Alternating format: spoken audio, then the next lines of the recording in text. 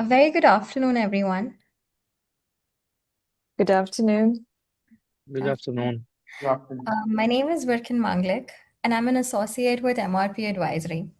On behalf of the firm, I'm delighted to welcome you to what I believe is one of the more commercially urgent conversations our industry can have right now. The topic for today is conflict and global commercial fallout, from shipping routes to data centers. Who bears the legal risk? Let me open with a few rhetorical questions. When a cargo vessel is rerouted away from the Red Sea, adding 2 weeks to a transit time, who is legally responsible for the cost? When a data center in a conflict adjacent territory goes offline without warning, who bears the contractual exposure? And when a counterparty in a sanctions affected jurisdiction cannot perform, is that force majeure or is it a breach? These are not just hypothetical questions. They are being litigated, arbitrated, and negotiated right now across jurisdictions. And today, we have three exceptional practitioners from those very jurisdictions here to help us answer such questions. So, before I introduce our speakers, a quick housekeeping point that this session is being recorded. The conflict landscape has fundamentally altered the risk architecture of global commerce, and legal frameworks have struggled to keep pace. Today, we hear from the three jurisdictions sitting at very different points on that pressure curve. I will put the same question to each of our speakers in turn.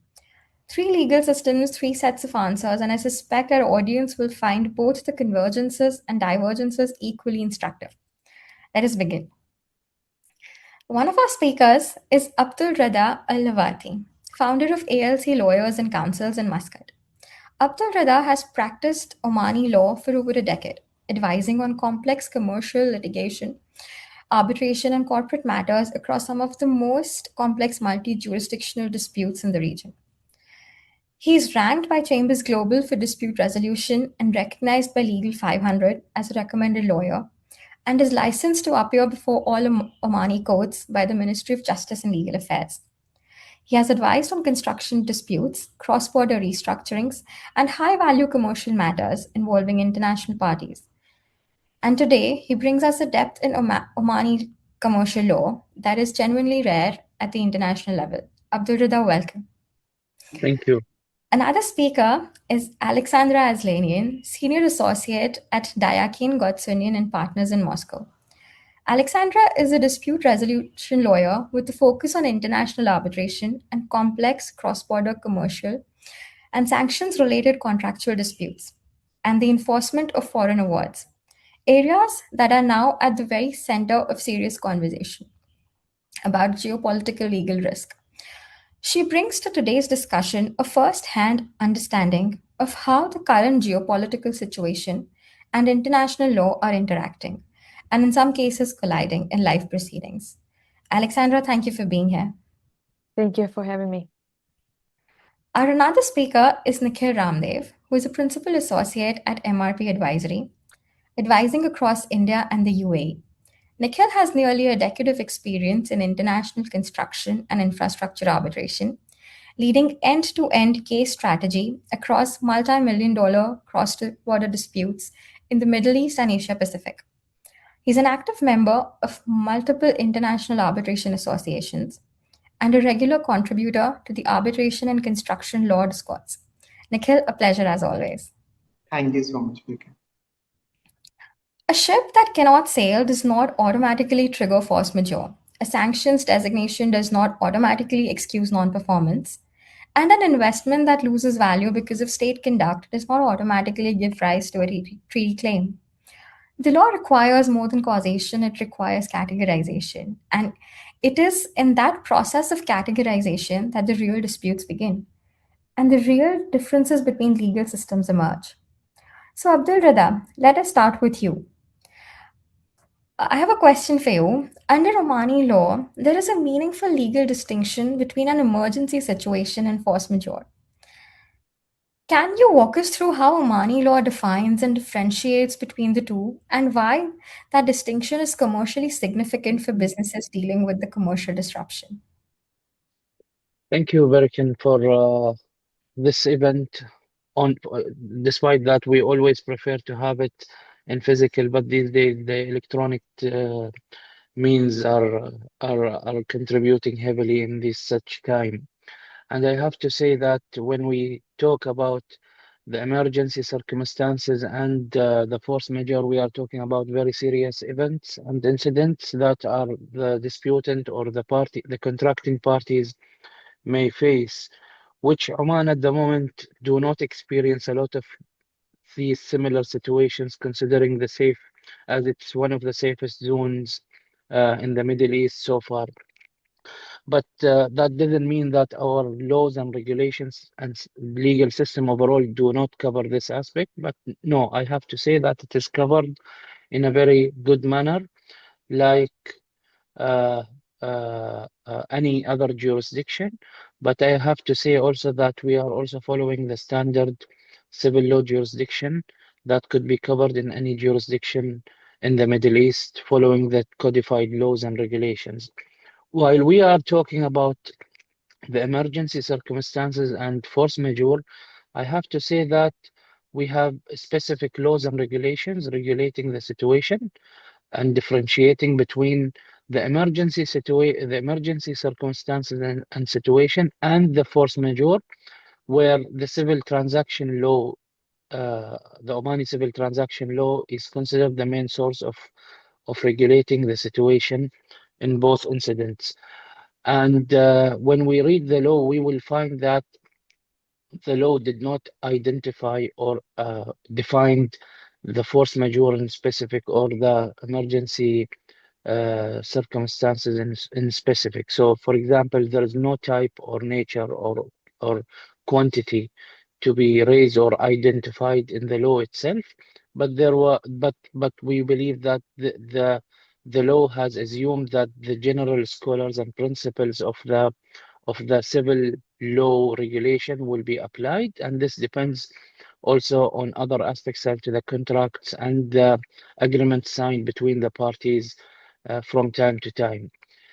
And overall, if we are going to differentiate between both situations, I have to confirm that the force majeure is a similar situation in any other um, jurisdiction, where it's always a special incident that is beyond the capacity of the parties, unexpectedly happens, unavoidable in terms of impacts. It is also leading to the situation where the parties are impossibly going to execute the contract, where the major impact is that once the force majeure kicks off or take a place on the contract, it means that the parties are unable to perform their obligations and retain their rights from the contracts that they have signed. A simple example, the act of gods, for example, earthquakes, cyclones, the situations where cut down the services between the parties and the relationship. We have also similar situations such as the war, which is taking place these days in some jurisdictions. And therefore, we are talking about a situation which keeps everything impossible and out of hand and expectation. When we talk about the emergency circumstances is also an incident that affects the contracting parties, affect the contract. It's also a situation where it could be ratified or testified in the jurisdictions, but in Oman it is also not identified in terms of definition, but it is referred to the contracts and the situation as per the contracts between the parties, and it's considered as an incident that is incident that incident that is not a special, but it's a general incident affecting everywhere, and it's becoming an exceptional with unexpected impacts, and it is conditional on the appearance, where it appears after the execution of the contract and not before or during. It's after the execution of the contract between the parties. Uh, uh, uh, it is considered as an emergency circumstances, provided that it affects the contract in the sense that such contract becomes a burden on the parties, not impossible. It's a burden. So when we talk about the consequences in both situations, in in in for example in force majeure and emergency circumstances, both situations are highlighted in terms of consequences. What will happen? What are the remedies? It's highlighted in the civil transaction law, where the civil transaction law has assumed an automatic termination assumed by the parties in terms of any force majeure. When it becomes an emergency circumstances, there are some options that the parties can take, but it is also limited to the court's decision, where the court is anticipated to create the economic balance between the parties in their relationship mainly, and therefore. Uh, uh, uh, we cannot assume whether this is a force majeure or an emergency circumstances by way of theoretical assessment, but it has to be physically in the contract assessed, and based on these assumptions and definitions, we are able to seek the remedies as it's given in the civil transaction law. Now, for example, I had a case very similar case to the force majeure, and as you know, Oman is always facing some extraordinary weather conditions, where a party, an Omani company, and we were representing, by the way, the foreign company. So the Omani company has instructed our client, which is out of Oman, to export particular goods for manufacturing purposes, and that those goods were shipped by carriage of sea, and it was delivered to the Omani party, and the Omani party restored it in some stores. And after 2 days, a cyclone came and destroyed all these goods that were supplied. And at the same time, the Omani party did not pay our client the price of such goods, and assumed that they were destroyed by the cyclone which affected the country. And here was the trick that we have mentioned to the court, that the force majeure which he's claiming came up after the situation, and it was in the same sense of the emergency situation, where we say that the emergency situation comes after the execution of the contract. But here we say that the force majeure happened after the delivery, so the parties already have made their obligations, and it's all about the payment and the storage. Of course, that's a substantial matter, but the storage was out of our scope of work, which is not agreed, and the storage was not part of our obligations. But we have to say that the delivery was the main obligation, which is already done before the Omani parties face the force majeure situation. So this is basically the main framework that always could regulate the differentiation between the force majeure and emergency circumstances. Yeah. Thank you, Abdulredha. From this analysis, what strikes me immediately is that getting the characterization right is not just a preliminary step, it's basically the whole game that follows. And the wrong label produces the wrong remedy, or for instance, no remedy at all. Exactly. Yeah. So now going to Nikhil. Nikhil, the picture in your two jurisdictions is very different again.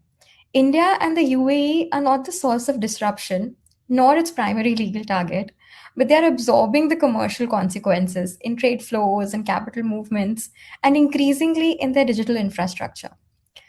The UAE and India have both seen significant dynamics in trade and financial activity against the backdrop of this conflict. But increased activity also means increased exposure.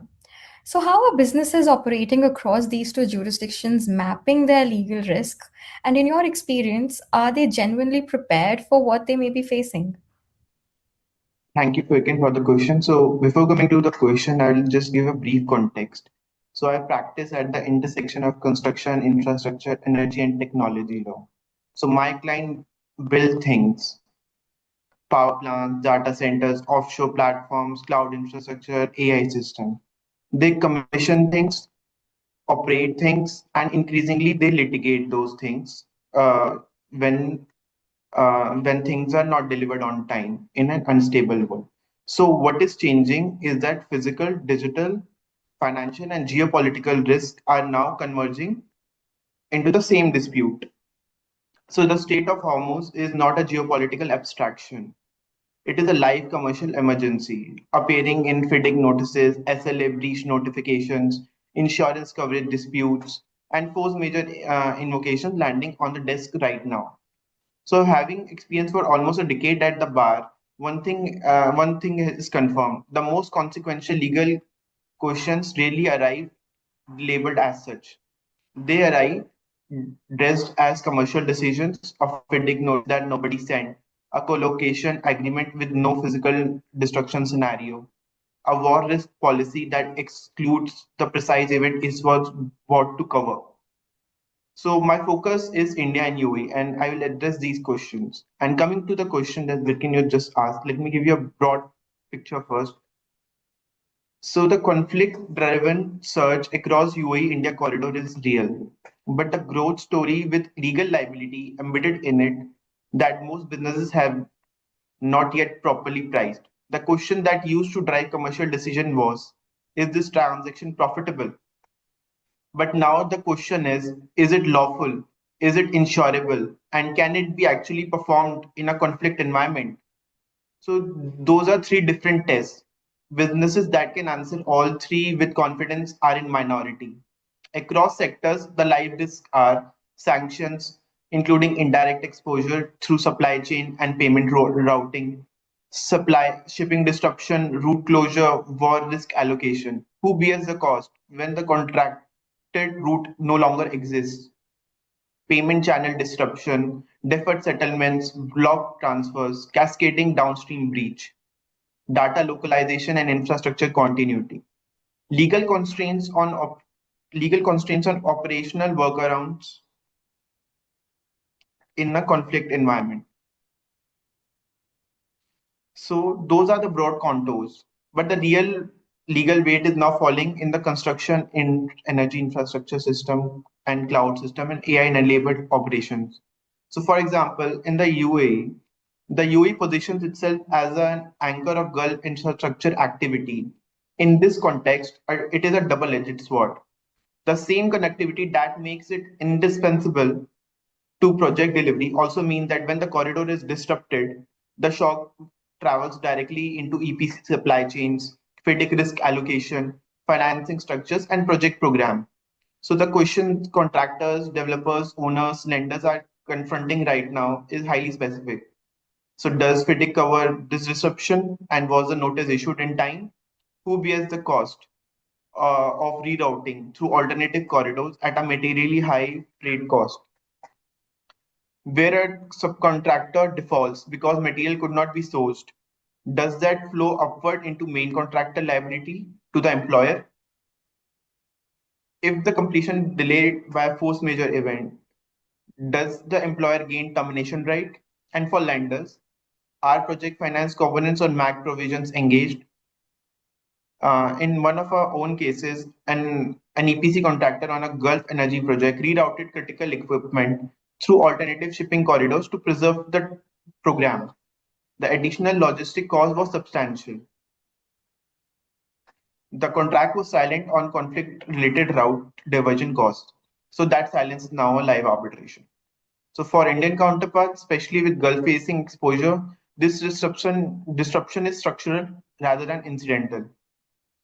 When the UAE corridor is under pressure, the question is no longer about logistic inconvenience. It becomes a direct challenge as to whether contractual program, delivery obligations, and financing assumptions can still hold. For technology and AI companies, the exposure is of different character and in many respects very acute. The Gulf has attracted extraordinary capital into data center capacity, cloud systems, and AI infrastructure. That investment was built on an implicit assumption of physical stability. This conflict has directly challenged that assumption.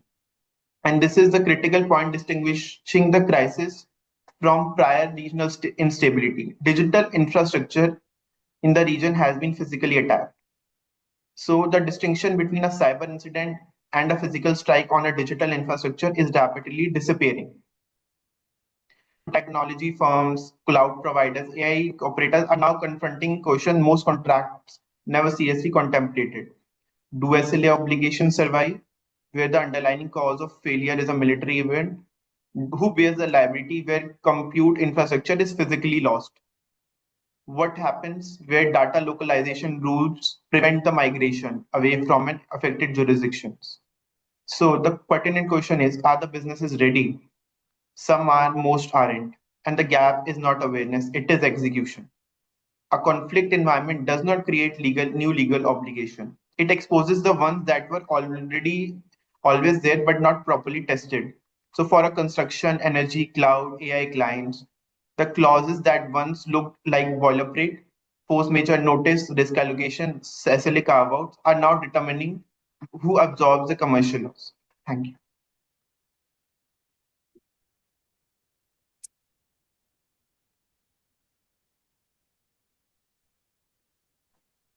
Thank you, Nikhil. What you described is basically the coalface of commercial disruption in the Middle East region right now, where the legal consequences of geopolitical events show up in real contracts, real infrastructure, and basically real business decisions. How are they being affected?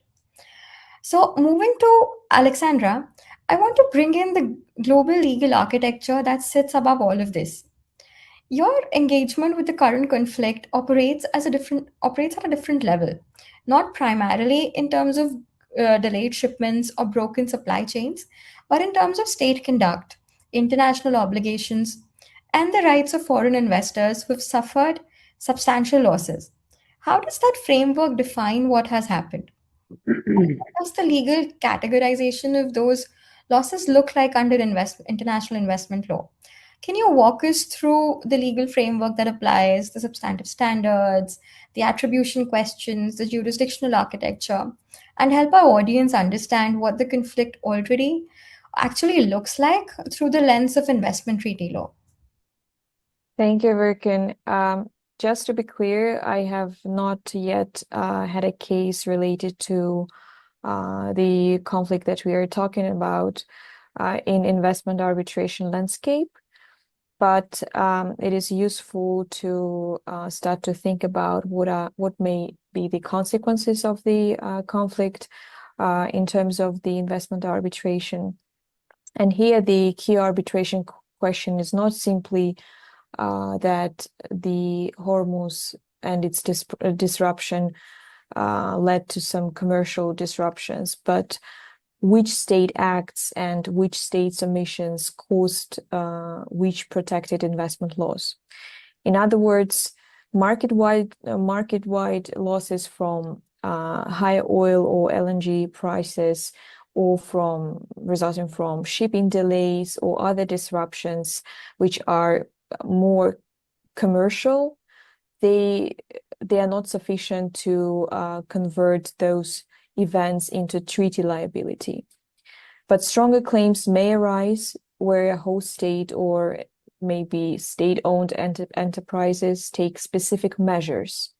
For example, when the states or state-owned companies close ports, disrupt supplies, requisite assets, suspend concessions, in some cases terminate state contracts, block transfers, or just use the situation to discriminate against foreign investors, and fail to take reasonable protective measures to protect the investment of the foreign investor.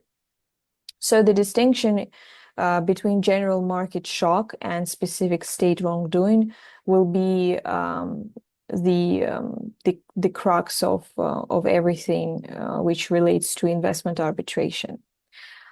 In terms of the framework, the investment arbitration is based on an international investment treaty, bilateral or multilateral treaty, which usually contains the definition of investor, investment,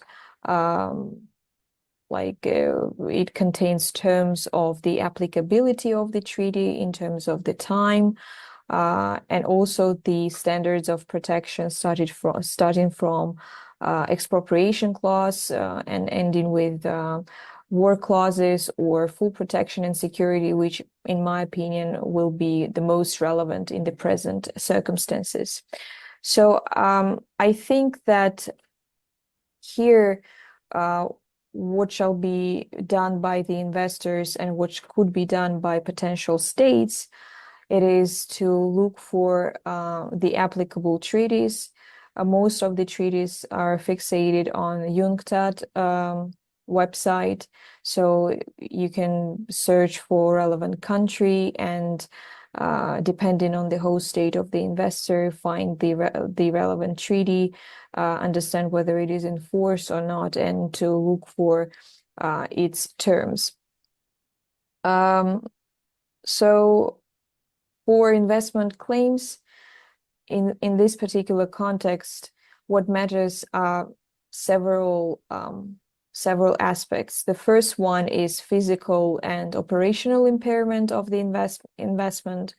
This usually covers damaged or inaccessible ports, LNG terminals, offshore assets, refineries, storage facilities, vessels, data and energy infrastructure. So the physical impairment will be subject to expropriation clauses or even war clauses, which are the most relevant in this context, because usually the international investment treaties, they contain war clauses allowing the investors to either claim compensation based on the compensation or treatment received by other foreign investors or domestic investors, or can serve for a special cause of action, which does not even require to compare the investor to other foreign and domestic investors, but can be used to directly sue the state for failure to protect or for the destruction of the value of the investment because of war, armed conflicts, and similar cases.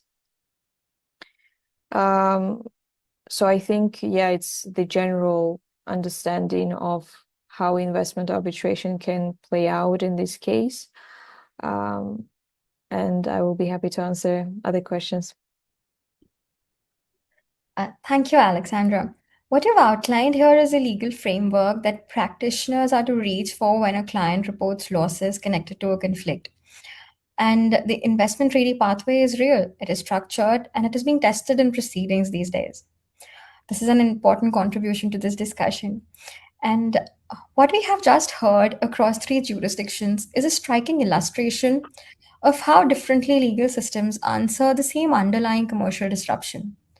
In Oman, the question is one of precise legal categorization and what each category unlocks. In the investment treaty context, it is attribution and the standards that govern state responsibility. And across India and the UAE, it is layered exposure, hitting physical, financial, and digital infrastructure simultaneously. I want to stay with each of those threads, but move the conversation toward the law, towards what the law actually offers, by way of relief, not in the abstract, but in practice. What is working, what is failing, and where are the gaps between what a contract promises and what a legal system delivers? So going back to Abdulredha, When we look at the practical consequences of the conflict, disrupted shipping through the Gulf, delayed cargo, broken supply chains, how does Omani law categorize what has actually happened? Does it qualify as force majeure in emergency situation, or does it fall somewhere between the two?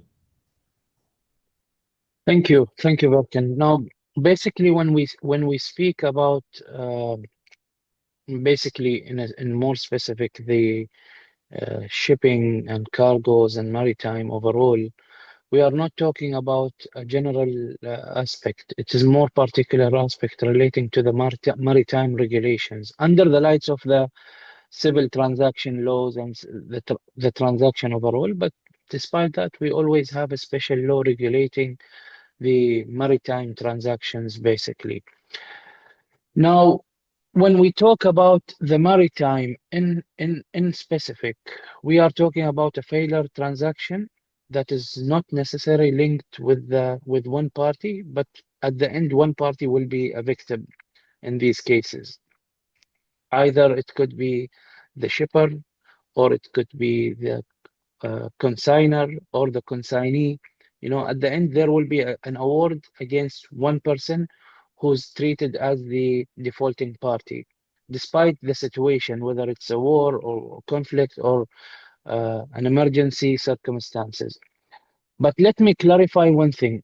In order to go through the distinguish between the emergency situation and basically, the force majeure, we are talking about cross-border matter between two jurisdictions. Now, when we talk about the maritime, it means that we need to determine several aspects to get to a practical result. We are talking about where the contract was signed, where the contract was effective, which law was applicable under the contract, what are the main evidence of assessment, what are the evidence used, is there any legal restriction on filing a case from your jurisdiction and allowed in another jurisdiction. Depending on these assessments, we are having a final practical, relief and solution on the course of actions. Now, when we talk about emergency situation, emergency circumstances and force majeure, of course, when we talk about a conflict, it is always identified in major contracts as force majeure. Nobody can identify the war as an emergency situation. But for example, I'm going to take a very simple example where, for example, an Omani party going to deliver or ship a container to another region, to another jurisdiction or a country that is considered as one of the conflict zones. The conflict zone, the particular conflict zone, is a place where it could be impossible to deliver the goods which are agreed on. So here we are talking about conflict of laws, where we are considering ourselves as an Omani party. In a normal situation, the other conflicting zone is considered as an emergency situation, force majeure situation from the perspective of the Omani law. So we are at the situation to determine what are the main applicable law, where the contract should be ended. All these practical things will determine the situation. And this is, by the way, this example which I'm giving is a simple example of a practical case that I had, where we were requested to issue an opinion on whether the delivery of the failure of the delivery by the Omani law is considered as a justified situation for the failure of delivery of the goods is considered as a justified failure or not. So our opinion was that as long as you could guarantee from the Omani law, the situation where you can deliver the goods to the conflicting zone, and the Omani law was applicable on the contract, and at the same time there was, despite that there is a war to that in or a conflict in that country, you are not facing any situation where you can say that I failed because of so and so. You are a defaulting party under the eyes of the law, despite that, you know, the conflicting country that you have delivered that you're supposed to deliver the goods to it was having a serious situation at that moment, taking into consideration that the assessment of the emergency situation or the force majeure do not fall under our hands. Sometimes it goes to the court because the court has an exclusive discretion manner to decide whether this situation is a war or it is a justified emergency circumstances. In addition to that, we have to look at the civil transaction law where the law has assumed some situations where if the debtor was unable to carry out his role or his obligations due to a force majeure, that contract is assumed terminated. In addition to that, there is also an automatic. So in this situation, it's an automatic termination, but we are also having an extra situation where the law stated that the partial obligation that was unable to be delivered because of the force majeure, that part, the relevant part, will be considered as a terminated part. But the rest of the obligation, you have to continue it. So this is another assessment under the law.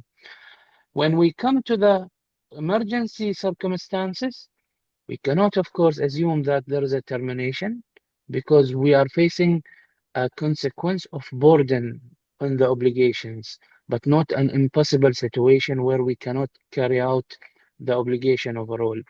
So this is basically depends on the practical situation, and don't forget that sometimes the laws, the the sphere of application of the law are limited to particular jurisdiction. So I cannot go, for example, from Oman to X country, which is in conflict, saying no, my civil transaction law is applicable in that country. No, I have to also check out with the other aspect, with the other party's jurisdiction. Is that something that is in line with my law, or we have a conflict of laws as well? So these situations cannot be determined by a theoretical assessment. It has to go within a more practical assessment in order to reach out to different distinguish between the emergency situation and force majeure from a part, and from another part, the failure of performance of obligations, basically. So I think by all means, the maritime regulation in Oman is following the civil transaction law, because in the absence of any contract, the maritime law does cover some similar practices, but will refer the entire identification of the definitions of emergency situation and force majeure for example, in the contracts, in the delivery contract, in the transportation contracts, such as the bill of lading or the insurance policies, for example.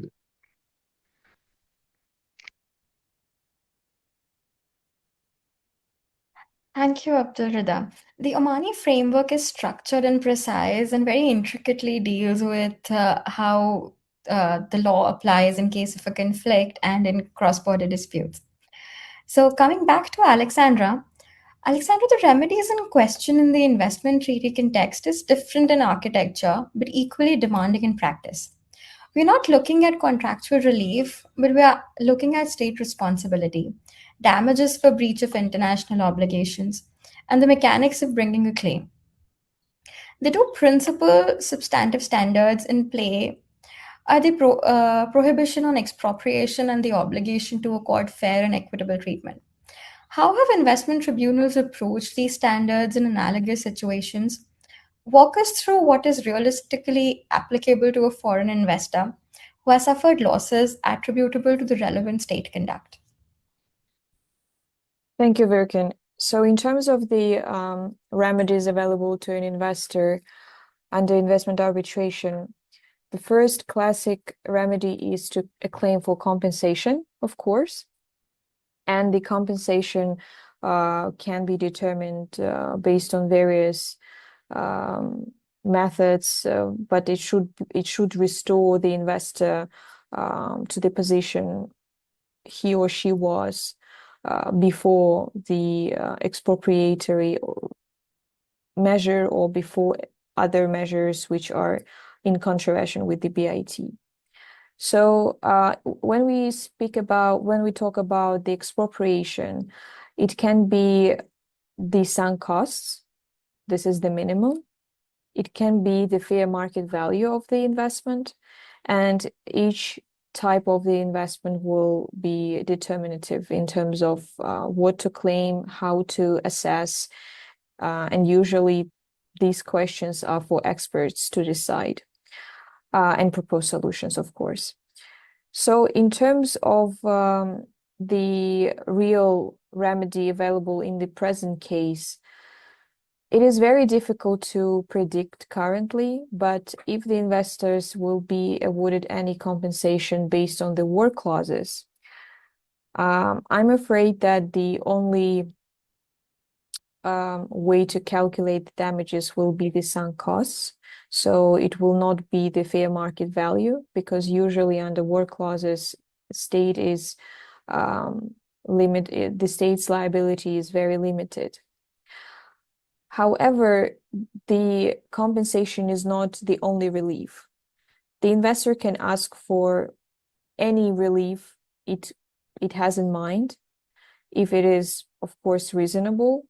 For example, it can ask for declaratory relief or an injunction to lift certain measures which are imposed, or to restore in possession, or any other relief which can be relevant to a given case.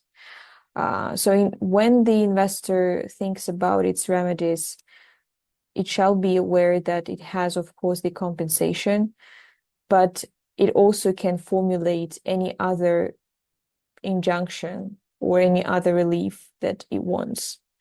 It is a very difficult, I would say, it is very difficult usually to formulate what can be awarded by the tribunal, because the tribunal will look whether it is actually able to grant any such relief against the sovereign. But every investor has to be aware that there are options.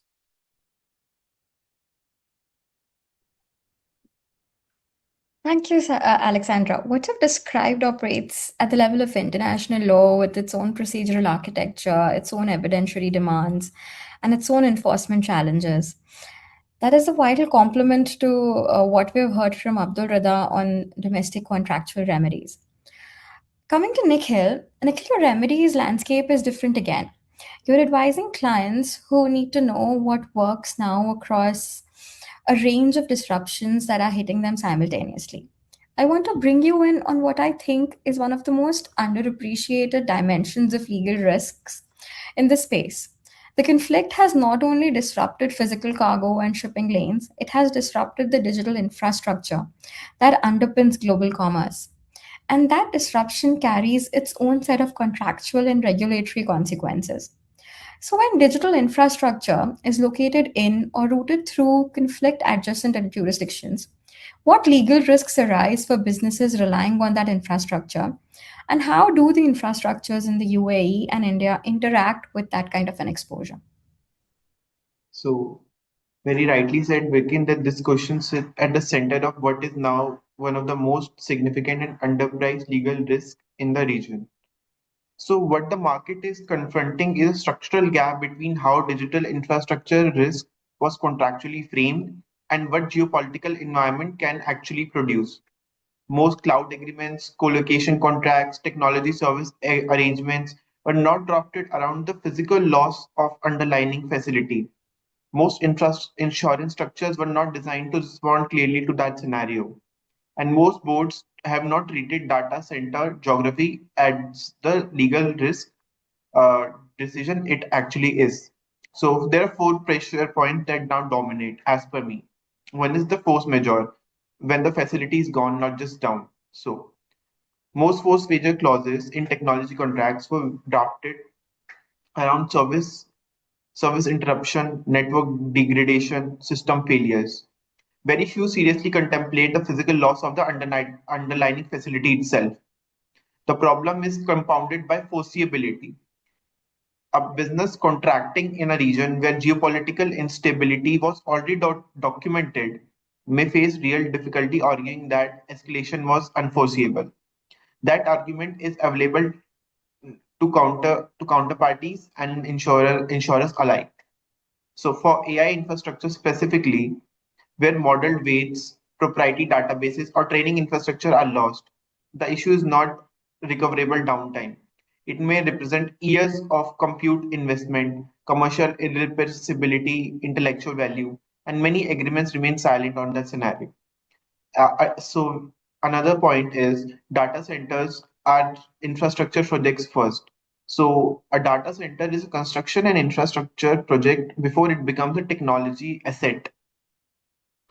Where facilities under construction are damaged or disrupted, or even the facilities that were made are damaged or disrupted, the FIDIC framework is immediately engaged alongside technology agreements. The question is highly practical. Does the contract allocate risk of physical damage arising from military activity to the contractor or the employer? Has the contractor's all risk policy actually responded, or does it exclude war or military action? If the works are damaged pre-handover, where does the loss sit? And if the facility cannot realistically continue, does contract give the right to terminate the obligation to proceed? And then the other new question that is coming up nowadays is data localization. In a conflict environment, the operationally rational response migrate data, reroute workloads, shift infrastructure outside the affected zone, frequently conflict with the legally required one. So, data localization frameworks do not automatically relax because host jurisdiction becomes operationally unstable.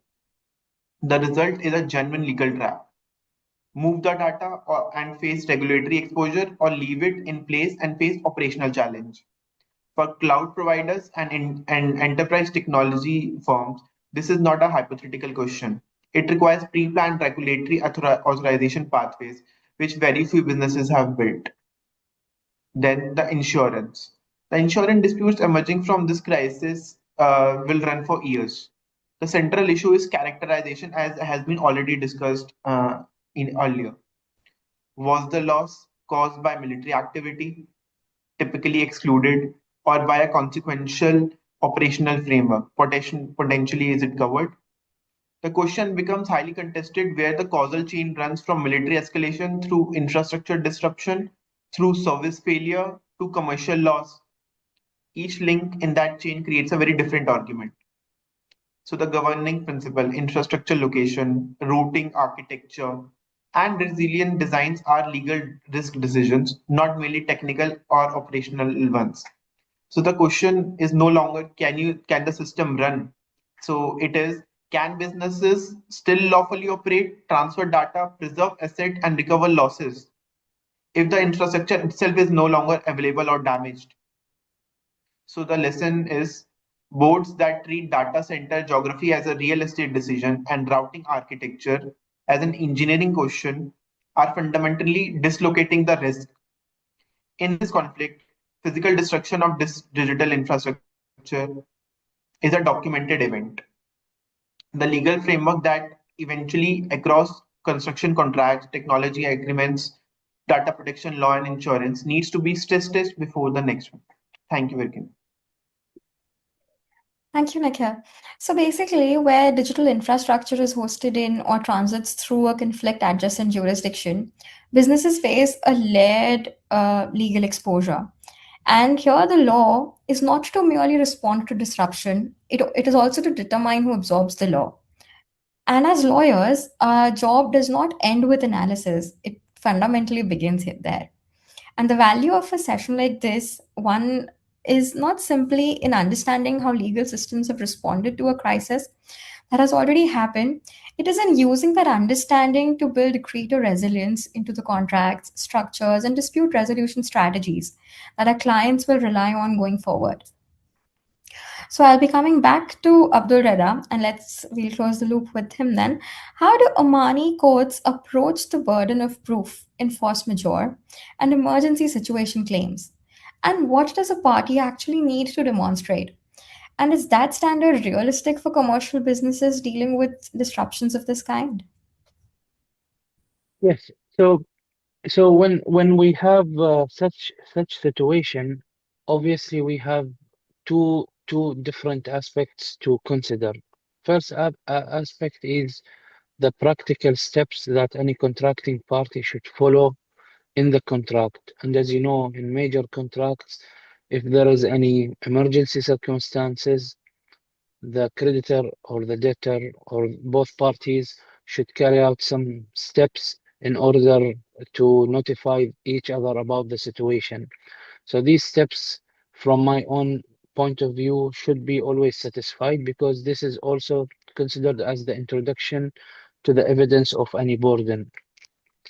Now, for example, if we have a contract, that contract was not being that was already executed between the parties, and there is a situation, and that situation is not allowing the main party to carry out the obligation, at least there will be some notification steps to be carried out showing what's happening. In terms of second, or regarding the second aspect that we are uh, talking about, is following the evidences of the parties. Any allegation, as you know, should always be built on sufficient number of evidences. When we talk about filing a case or filing a lawsuit, we have to show always the main defaulting party, the default basically, the the breach basically, and the default, and the link between both of them, which are considered as the main elements of a successful lawsuit. Then, while the allegation is given, both parties should be building their evidences and the burden of evidences based on each allegation. And particularly when we talk about particularly when we talk about the evidence, the Omani law has covered this aspect, where we have the law of evidence in civil and commercial transaction by Royal Decree number 68 of 2008. It has it has listed accumulatively the entire burdens that could always help the parties to support their allegations. In addition to that, it has also highlighted the urgent requests, how to be filed, what type of urgent requests could be filed. Now, even if you are having lack of evidence and you have the justifications, the written justifications showing that you have lack of evidence due to a particular situation, you can file a case against the opponent to get these remaining evidence in your hand to prove your situation. Appointment of an urgent expert, appointment of an urgent arbitrator, or appointment of an urgent court to retrieve an urgent document. All these options are there. But in addition to that, We have also the type of evidence, the type of documents could be used. In addition to that, the law allows us to utilize the electronic means, the electronic documents, the soft documents, in order to prove and evidence the burden. In addition to that, we have also something beyond the written evidences. We have the witnesses, we have the appointment of experts, we have the oath, which always linked with the Sharia regulations, basically. And I guess the oath is one of the least evidences that any parties can use. But as a lawyers, we do not recommend it because it sometimes cut down the dispute. So we limit ourselves with the written evidences and the verbal evidences, which are enough to sometimes create the strength of the dispute or of the burden, basically. Uh, when we talk about evidencing or proving the burden during an emergency situation or force majeure, simply today the technology is developed, and we have, in reality, the news are considered as source of evidence. We are having the updates from government organization.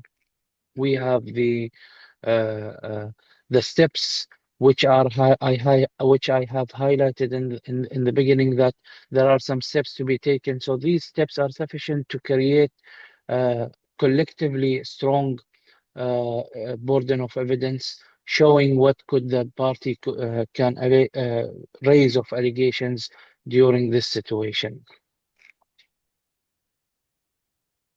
Thank you. Thank you, Abdulredha. The emphasis on meeting a real evidentiary standard here rather than simply invoking a contractual label is a message that applies across every jurisdiction we are basically discussing today. So I'll be coming back to Nikhil. I want to bring you in on a question that I think sits at the heart of what this audience is grappling with when disruption is not isolated to one contract or one supply chain, but hits across multiple layers simultaneously. The remedies question become genuinely complex. I want to bring together both threads from your earlier contributions, the digital infrastructure risk and the dispute resolution strategy, into a single forward looking question. When a business faces disruption across multiple layers, physical supply chain, digital infrastructure, and financial flows, what remedies are proving most useful in practice? Thank you, Virkein, for the question. So let me be direct about something which panels usually avoid. So the instinct to litigate first is almost wrong. In a multi-layered disruption, when supply chains, infrastructure, financing, digital system are all under pressure simultaneously, the immediate priority is to restore continuity while preserving the legal rights. Litigation resolves the disputes about what happened. It does not manage what is happening, right? So the businesses navigating this environment most effectively are doing three things simultaneously: stabilizing operations, activating contractual protections, and building documentary evidence that will support the claims later in arbitration or any other place, whether it's insurance or litigation. So those activities run in parallel from day one. For infrastructure clients, the most time-sensitive step is issuing protective notices under FIDIC. Subject to jurisdiction, courts and arbitration institutions consistently treat notice obligation as a condition precedent to relief. So a contractor that fails to give a timely notice does not get a second opportunity. Alongside force majeure, extension of time claims need to be developed contemporaneously. So this is a keyword, contemporaneously, not reconstructed later for arbitration. A delay analysis built from a live project record carries fundamentally different evidential weight from the one assembled retrospectively. So where a subcontractor defaults forms parts of the disruption chain, contractor need to assess urgently whether replacement procurement, suspension rights, or termination mechanism are already engaged under the contract or not. So, for example, In one contractor issued notice within days of a corridor disruption, immediately established a live delay record, and submitted a preliminary EOT supported by logistics evidence. A comparable project issued no notice and simply delivered late. So the underlying disruption is similar, but the our legal outcome will be very different. For lenders and project finance parties, force majeure at the project level does not automatically suspend financial obligations. For technology companies, the equivalent to FIDIC is SLA notification and business continuity activation. Technology contracts typically require prompt notification, documented mitigation, and ongoing communication with affected clients. Right. So a provider that goes silent during disruption loses contractual protection and commercial trust at the same time. So the critical legal exercise for technology businesses now is conflict scenario review of all major service agreements. What constitutes force majeure, what obligations apply, what SLA carve-outs cover, and what liability caps actually protect against where infrastructure is physically lost. So one cloud provider activated its continuity framework within hours, issuing notices, invoking contractual protections, and rerouting available workloads to backup infrastructure outside the affected zone. A competitor operating on a single region architecture with no tested continuity plan experienced prolonged downtime, cascading SLA breaches, and termination for cause notices across multiple clients. So the underlying disruption was comparable, but the preparedness was not. So for AI developers specifically, where training infrastructure is lost, model checkpoints, compute logs, training records, and development milestones become legally material almost immediately once the dispute arises about reconstruction costs or delivery obligations. So that documentation needs to exist before the event and it not be assembled after it. For the most consistently damaging discovery in this crisis has been the gap between what businesses assume was covered and what the policy wording actually provides when a claim is tested under pressure. For construction and data center projects, the interaction between the contractors, all risk insurance, employer property cover, political risk insurance, lender required policies, and technology related coverage needs to be mapped directly against contractual risk allocation specific against the conflict scenarios now in play. So that exercise is not a standard market practice. It should be. So the key thing that has to be done, the documentary record, and it costs nothing. Across construction and infrastructure or technology disputes, the most underutilized protective tool is contemporaneous document record. I cannot more emphasize on this point. Decisions made under pressure, if undocumented, can later appear negligent or improvised. The same decisions recorded with reasoning and mitigation steps become part of legal defense. So courts and arbitrable tribunals favor parties that can demonstrate prompt written notice, genuine mitigation, continued communication, a clear transaction. A record costs almost nothing to maintain. Its absence can determine the outcome of the dispute. So the lesson is the Strait of Hormuz crisis is testing legal frameworks built for a more stable world. FIDIC records, technology agreements, insurance products, and data governance structures that truly never anticipated the physical loss of the infrastructure they were designated to govern. So the businesses responding most effectively are treating this not as a temporary disruption, but as a structural reclassification of risk in the region. So that means adjusting contracts, insurance structures, continuity planning, and operational architecture now before the next disruption arrives. Thank you so much. Thank you, Nikhil. So basically, the way forward for business entities in India and across jurisdictions is that they need to create a robust documentary record to safeguard themselves in case of any legal risks. So, coming back to Alexandra, for foreign investors with ongoing exposure in the Gulf energy and infrastructure sector, and for their lawyers advising on how to structure and protect their positions, what are the most important steps to take now? How should businesses be thinking about treaty protection, jurisdictional risk, and the practical viability of an investment arbitration claim? So the most important step is to understand whether there is a treaty. So if the investor understands that there is a valid and treaty which is in force, the next step is to understand whether there is a prima facie jurisdiction.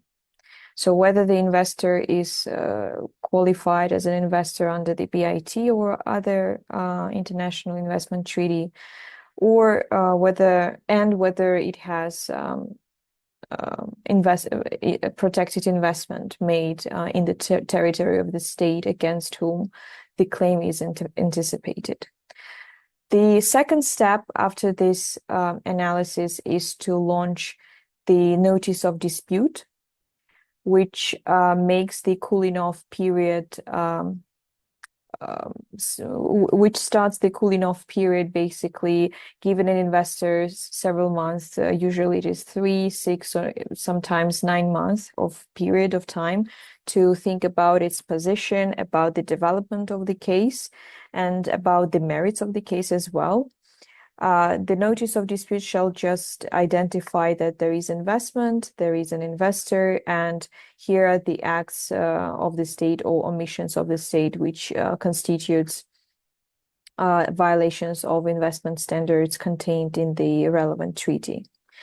So in terms of the gathering of evidence, of course, it is important to fix everything that can be fixed in the course of the business dealings, and sometimes it is useful to download all the mass media articles to just make sure that once you're in the stage when you have to argue with the state, this article is not deleted, and it may contain some relevant information on what happened at the relevant times.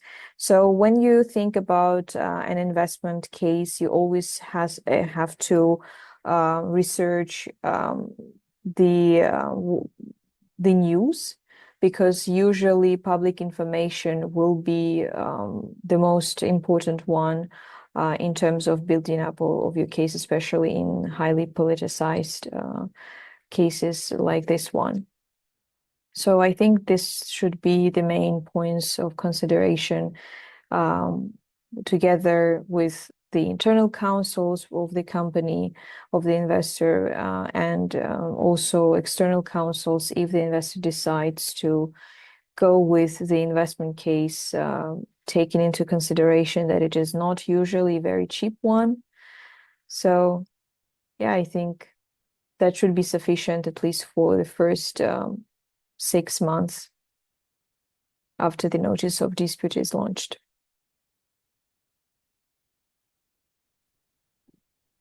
Thank you, Aleksandra. What you've outlined spans treaty literacy, a strong grasp of BIT architecture, attribution doctrine, and arbitral procedure. This is precisely the kind of discussion that helps bridge a gap that currently exists in the international law practice. So, ladies and gentlemen, 90 minutes is never enough to fully chart a legal landscape as complex and fast moving as the one we've examined today. But I hope that what we're taking away is not just information, it is a framework for action. A few things stand out from today's conversation. Abdulredha has shown us that precision in legal categorization is not a preliminary step, it is the foundation of any successful claim. The difference between an emergency situation and force majeure under Omani law determines what remedy a court will grant. Getting that right at the initial stages and at the point of notification is where disputes are probably won or lost before they're even filed. Aleksandra has shown us that international investment law is a live and underused tool. Foreign investors with losses attributable to state conduct in the Strait of Hormuz have structured legal pathways available to them, pathways that require early advice, careful treaty analysis, and a clear eyed view of the jurisdictional architecture. Those pathways are not remedies of last resort, they're remedies that require preparation. And Nikhil has shown us that the legal risk from a geopolitical disruption does not stop at the port. When a data center goes offline, when a cloud provider is sanctioned, when digital infrastructure that a business relies on is routed through a conflict adjacent jurisdiction, the contractual and regulatory consequences are as material as a shipment that never arrives. That risk is live, and the legal frameworks governing it are still catching up. The contracts signed in calmer times were not written for this world. The law has not stood still, but it is moving in different directions across different jurisdictions. The strategic advantage belongs to those who understand that divergence and plan for it. My sincere thanks to Abdullah Lawati, Aleksandra Aslanian, and Nikhil Ramdev, three outstanding practitioners who have brought real depth and time and real candor and genuine cross-border perspective to a set of questions that our industry cannot afford to get wrong. Thank you for your time. Due to paucity of time, we will not be able to take questions. But thank you to our audience for joining us for what has been a genuinely valuable discussion. If there is any question, I'm happy to answer through email if there is any burning issue.